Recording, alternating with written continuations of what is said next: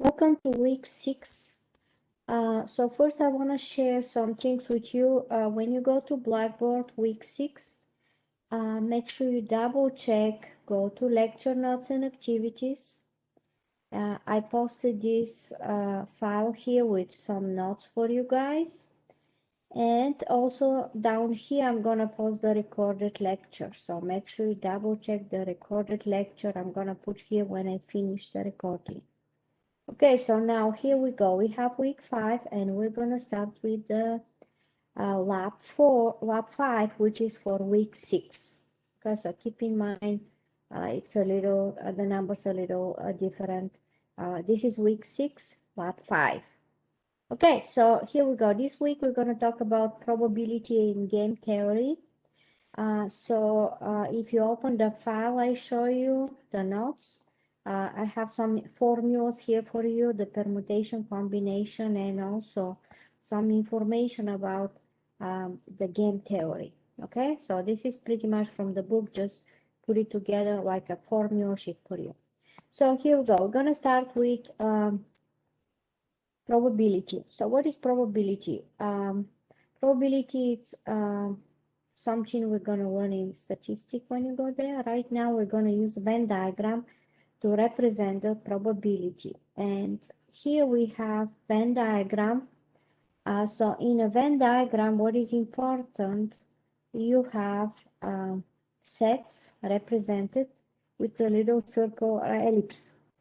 So if you look at here, what they're asking you, NB, which means find the number using NB, means how many numbers are in set B. So set B is like this. This is set B. And then also in this diagram, you have set A. So set A is represented like this. This is set A and set B. So if they're asking you find an N, means how many elements, how many numbers in set B, you have to find everything covering this area.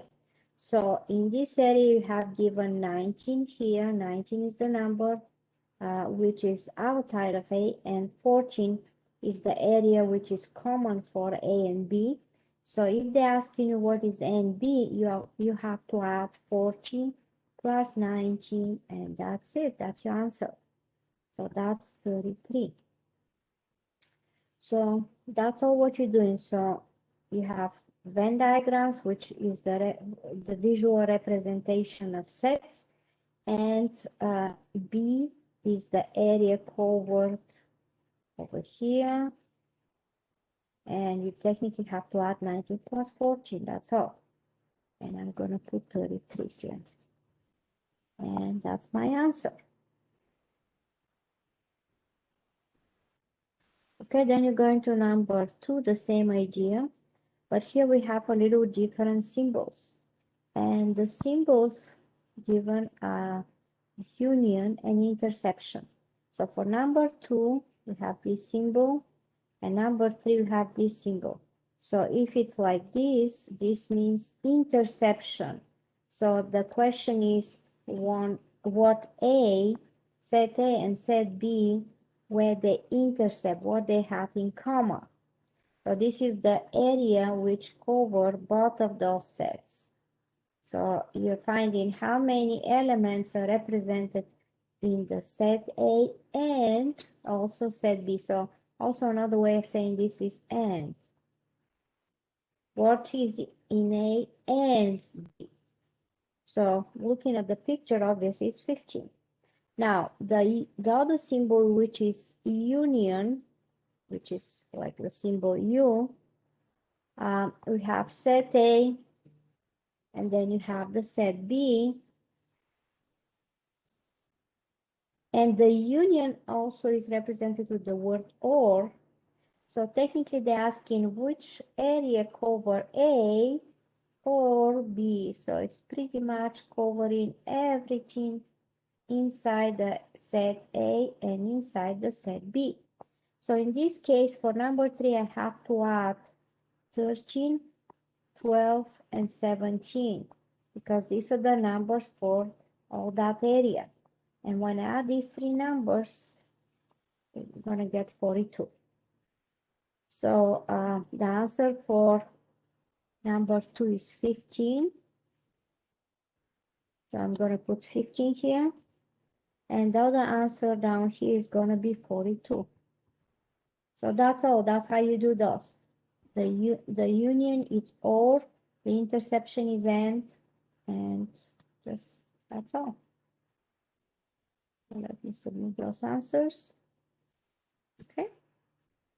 And the other one was 42. And this is the area for 42, 42, and 15. Okay, so we ready with the first three questions. Then you're going to number 4. Number 4 is we need to find AC. AC means the complementary of A. So this little C in the top means complementary. So AC means everything outside of A. So this is the set A, this is A. Everything out of A is going to cover the area out of A. And this is called unit set, universal set, the U, everything in that little rectangular box, it's universal set. And pretty much you have to take AC, it's outside of A. And in this case, what are the numbers outside of A? We have 18 and 17. So you're technically going to add 18 plus 17. So outside of A, I'm just going to make it better like this so it's not that messy, so we can see what is out of A. So 14 and 15 is inside. Outside are the numbers 18 and also 17. So 17 is represented the area outside of A and B. So 18 plus 17, when I add them, I'm going to get 35, which is the area, which is the number of AC.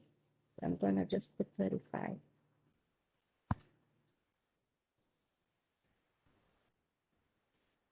Okay, that's it.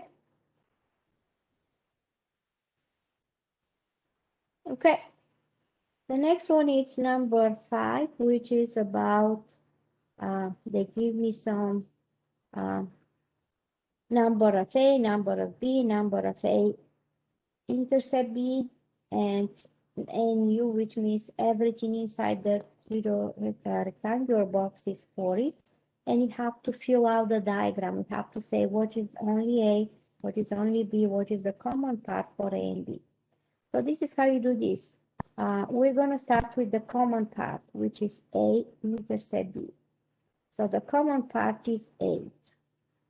Then I'm going to look what is NA. NA is 20. So that means this plus this is 20. So in order to find this number, I'm going to subtract 20 minus 8.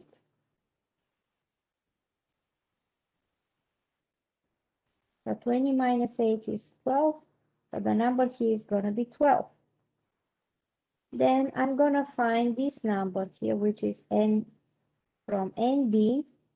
So I know B, which is, this is B.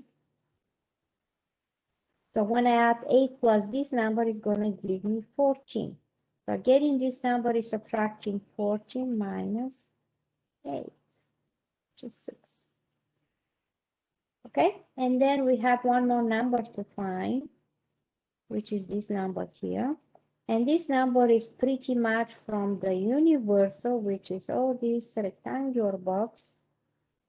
From this, which is 40, I'm going to subtract this number and this number and this number, and that's going to give me this area. So this area, I'm going to subtract 40 minus, I need to add 12 plus 8 plus 6, which is 26.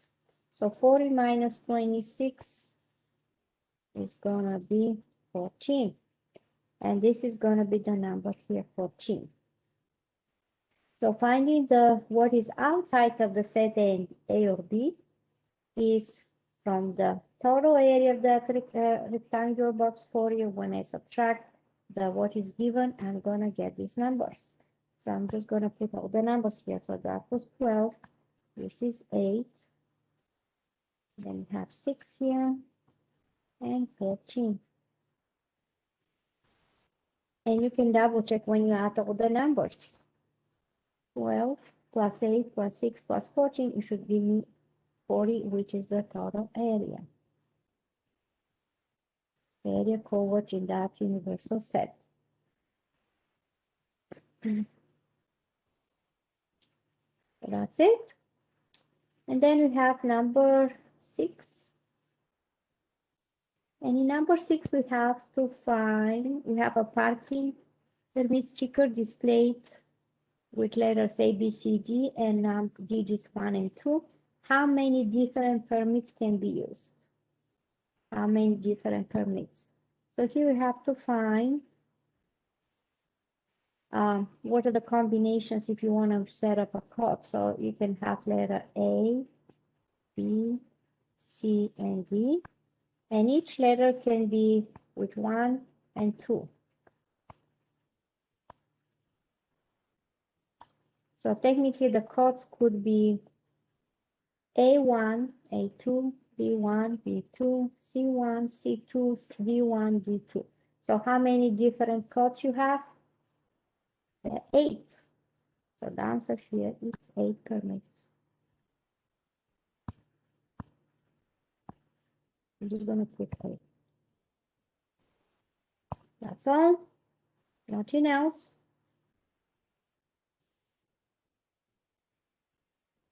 Then number 7, it says the sophomore team has 30 players, of whom 12 played defense last year, 13 play offense, and 4 played both defense and offense. While the rest of the players did not play last year, how many members of the team played last year? So here the question is, how many members of the team played last year? So here I'm going to set up a little Venn diagram also. So I'm going to make a Venn diagram. So these are all the players in the team, which are 30 players, right? So this is my set U, which is 30. So there are 30 players. So I have N of U is 30. Then, so let's say these are the people who play defense. So this is D.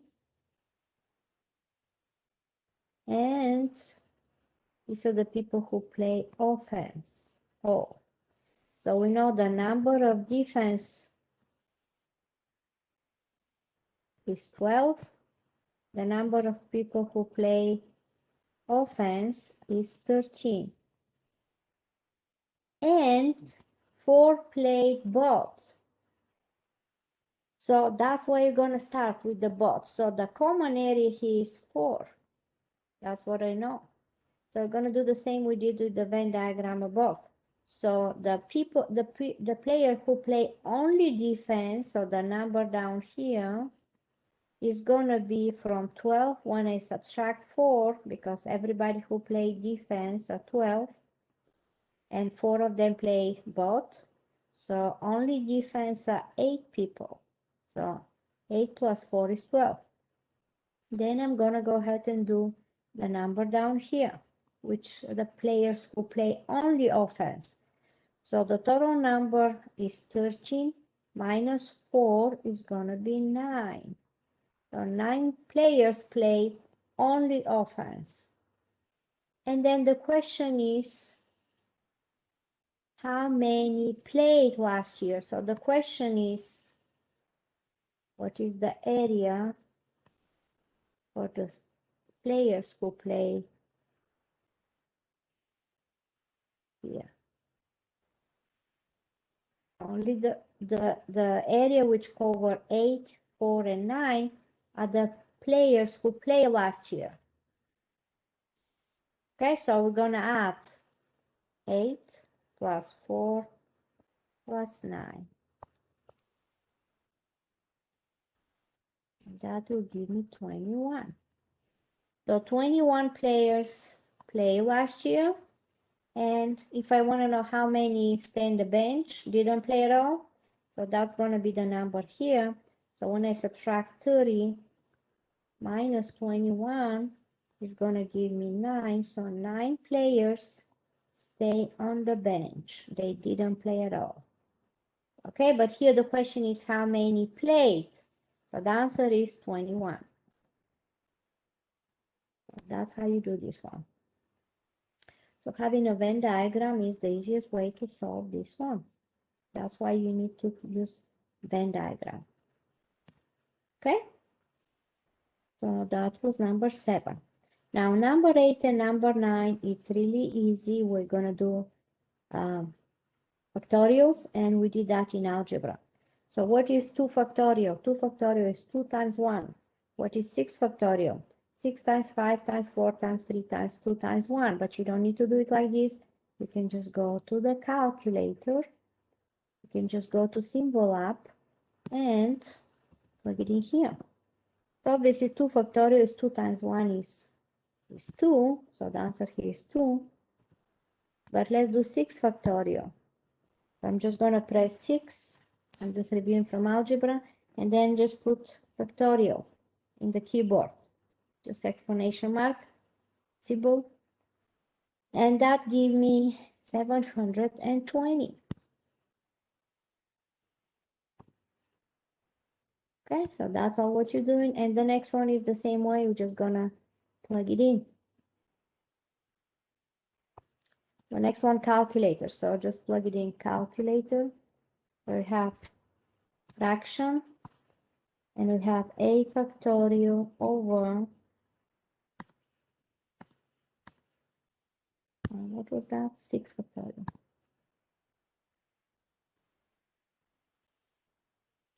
And 56, okay, that's right. 56, that's how we do it, that's all. And then the next one is the one we're going to use the formulas from the formula sheet I show you. I've set up for you. So you have to do permutation and combination. And these are the definitions for permutation and combination. That, I guess. Okay, so what is that? So permutation and combination give you the number of permutation, which is order pair. So this is important. It's order arrangements where you have n objects taken out at a time. So if you want to find the permutation, you're going to multiply, starting with the n, r factors, r numbers going decreasing, going down. So that's exactly what you're doing.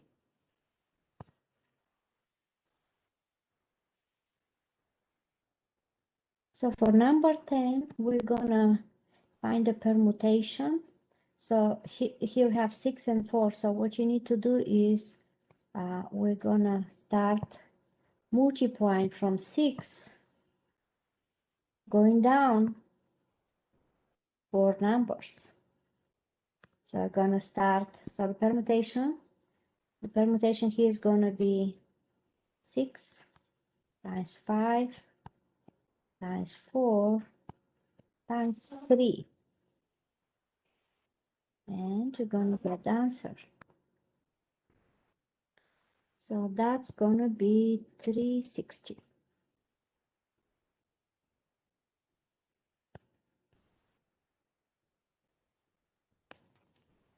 So just multiply the numbers, and that's my answer, 360. 360. Okay, the same way you do in number 11, which is talking about combination. So combination, the form is here for combination. It's unordered arrangement. And we have Venn objects taken out at a time. So here what you need to do, there are 2 different forms for combination, 2 different formulas, where is pretty much like permutation in the top divided by r factorial. So you can do it this way. Okay, or you can do it this way. Usually I'm using the first one. So it's the same like permutation, but you divide it by r factorial, which is the second number here.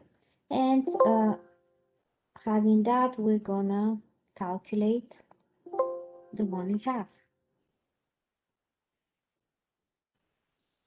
So here we're gonna start with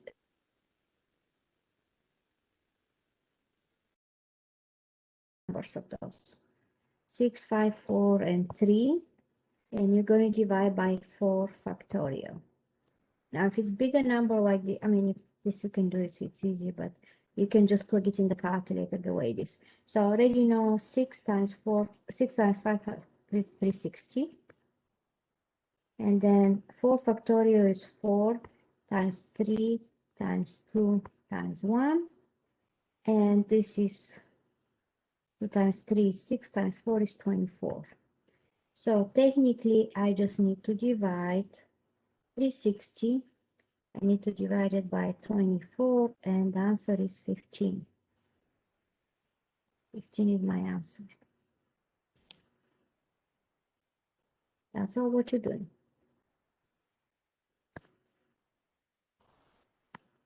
Okay, and so just follow the formula. And then we have another word problem.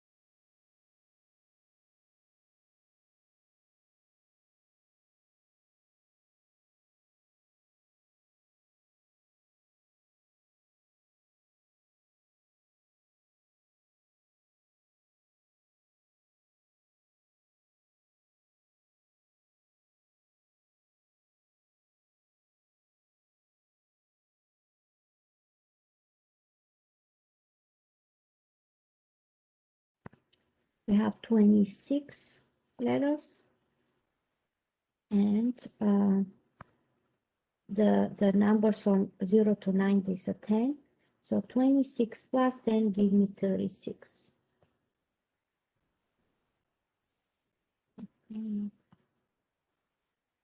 36.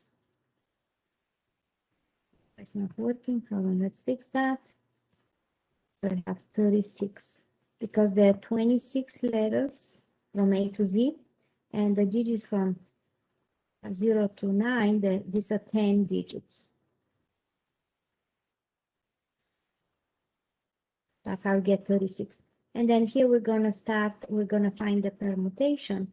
So we're going to start with 36. You multiply 36 times 35, 5 of those, times 34.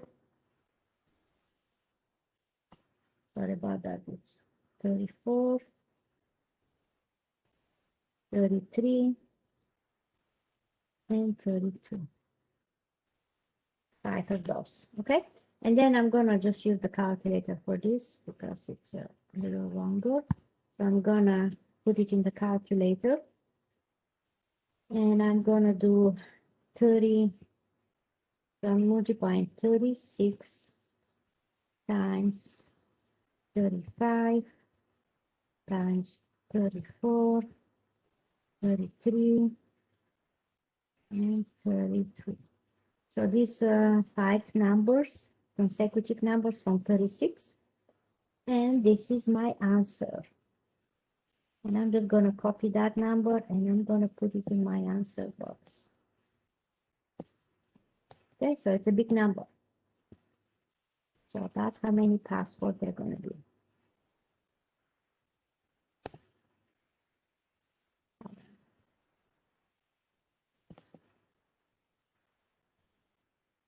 Control C and Control V. Okay, there you go. Done. Okay, the next one is how many. So the second one, the second answer we have to get is how many are there if the letter O and the digit 0 are excluded to avoid confusion. So from 36, if you take two digits, it's going to be permutation of 34 and still going to take 5 out of the time. So we're going to multiply 34 times 33 times 32 times 31, and I need 5 digits, so they're going to be 5 consecutive from 34. And that's what you need to put in this envelope. I'm going to put starting from 34, 34, 30, 33, 32, 31, and then this is 30. So multiplying 34, 5 consecutive numbers down. And that's my answer is gonna be this number here.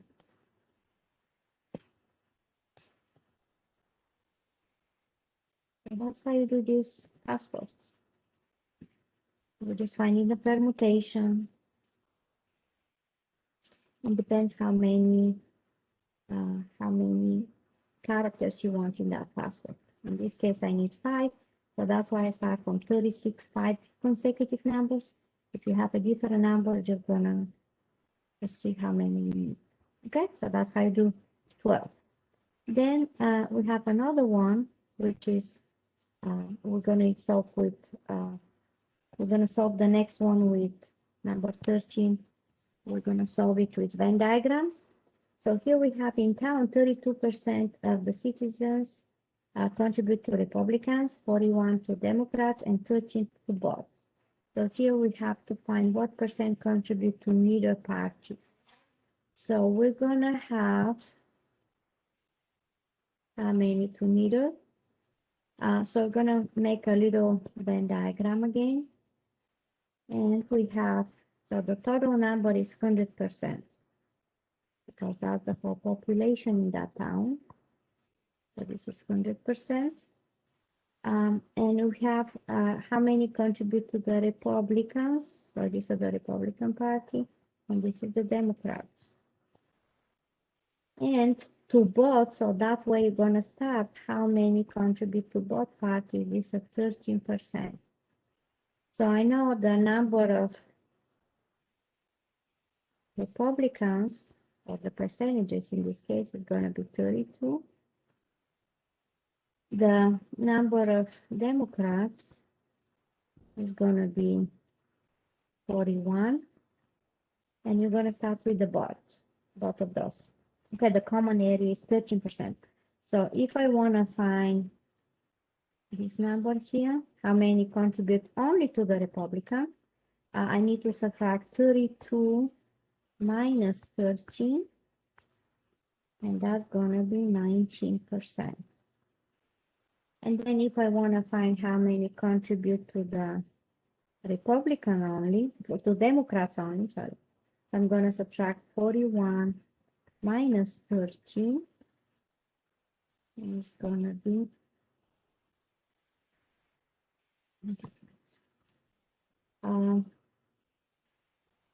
28. So these are the percentages, and the question here is what percent contribute to the neither? That means they're asking what is the number outside? What is this number? That's the question they're asking. So how many contribute to neither? So the total is 100%. So when I add 19 and 13 and 28, I'm going to find out how many percent contribute to either of those. Doesn't matter which one, right? So when I add, let me do the math, 19 plus 13 plus 28, that's going to be 60%. And then what is left to make it 200? When I subtract 100 minus 60 is going to be 40%. So that's what is the percentage of the people who contribute to meet apart. And that's how you do this one. Number 13. And then we have the next one is number 14 and number 15, which are the last one, which are about game theory. So for game theory, this is what you have. I put some information here in this file, and also you can read the book about game theory. So what you have in a game, let's suppose you're playing a game, and we have two-player game. So in the row, you have the role players' choices, and the columns you have column player choices. So in this matrix, we're gonna represent, so this is the matrix where I represent the possible options for both of the players. Now, finding the optimal strategy means, that's what you're gonna do for this, this homework here. Finding the optimal strategy, that's the question. So they give me metrics, like that, and you have to find the settle point or the optimal strategy. What that means is for optimal strategy and settle point is the place where you have a matrix given. R wants the high number in the matrix, and the columns have to be the smallest number. So what you need to do, you need to finding the settle point for a matrix, or finding the optimal strategy, which technically means the same, is finding the minimum of the row. So you're going row by row like this and finding the minimum, and you're going to circle that, and then you're going to go column by column like this down. Going down, you're going to find maximum, and then you're going to find where you have circle and box. So this is pretty much the way, the algorithm to find the settle point, which is also the maximum, the optimal strategy. So I'm gonna go row by row here. So I have given two examples. I'm gonna go to the first one, and I'm gonna find the minimum of each row. So I'm gonna go to this row. Which one is the smaller one? 5 is the smaller one, and I'm gonna make circle. Let me make it bigger. Let's see what I'm doing. So we're gonna go row by row in this matrix. I'm gonna go to the first row, and I'm gonna circle the minimum. So this is the minimum number. Then I'm gonna go to the next row, and I'm gonna circle the minimum. Then after that, I'm gonna go column by column going down, and I'm gonna find the maximum, and I'm gonna box that. So looking at those two, 5 is the bigger number, right? Then I'm gonna go to the second column, and 9 is the bigger number than 7. And looking at my matrix right now, if I go row by row, column by column, where I have circle and rectangle and square. Circle and square are in the number 5. So this is going to be the settle point. The settle point is 5. That's the number there. In which column is the number 5? It's in the first row and in the first column, because we have the first row and first column. So technically 5 is in first row and first column. So that's my settle point, and the optimal strategy is going to be which row, the first row and the first column, pretty much the same. So that's how you do it. That's what you need to do. So we're going to go row by row, column by column, circle and box, the smallest and the biggest, and then the settle point is whatever the number is there, and then which row and which column is that number. and the optimal strategy is going to be the same like the settle point. So let's do that again. So here we're going to do row by row. I'm going to make it bigger so we can see better. And we're going to go ahead and start row by row. And I'm going to do, in the first row, each row I'm going to circle the minimum. So in the first row, which one is my minimum smallest number? The smallest number is 1, so I'm going to circle 1. Then I'm going to go in the second row, and looking at 19, 16, 17, and 30, the smallest one is 16. I'm circling that. Then I'm going to go to the third row. Look at these numbers, 13, 14, 18, and 8. 8 is the smallest. I'm going to circle that. And that's how you do the rows. Then I'm going to go ahead and do the columns going down, and I'm going to box the maximum number. So looking at my numbers, 26, 19, and 13, going column, 26 is the biggest. I'm going to box that number. Then I'm going to go to the second column. So the numbers are 5, 16, and 14. Which one is the biggest? 16. Then I'm going to go to the next column. 3, 17, 18. 18 is the biggest one. And then going to the last one, the biggest one is 30. So make sure you finish the whole table. Each row, each column, circle and box. And then after that, you look at your metrics and see where you have, which number has circle and box. And this is the number 60.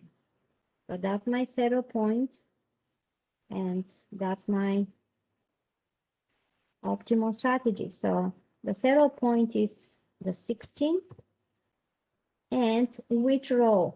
It's a second row and second column. So this is second row, and it's a second column. So that's what you're going to put here. Second row, second column. And the same for the optimal strategy. So whatever you get in the settle point, row, and column is going to be the same for the optimal strategy. But you always have to go row by row, each of those circle the minimum, and then column by column, and box the biggest number. And then whatever you see circle and box, that's where you have the optimal strategy. So this is what you have for today. If you guys have any questions, let me know. We can set up a tutoring session. You got this, just follow these steps and you're gonna be great. Okay, good job. We have one more week, so keep it up. Thank you.